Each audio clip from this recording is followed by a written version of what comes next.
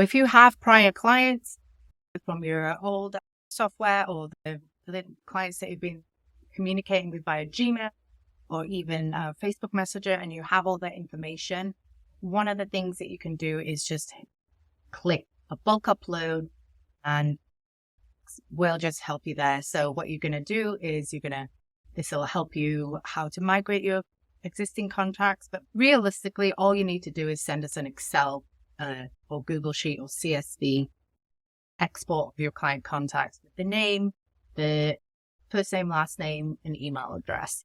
And just reminder, try to get rid of any duplicates that you have. Otherwise, they will be in your system.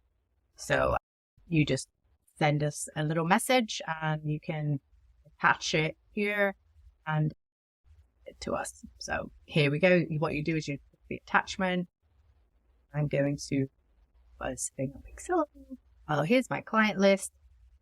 Click open and there's my client. Simple as that. Picsello will get it uploaded for me, usually within a day or two. So then if you need something faster, just let me know.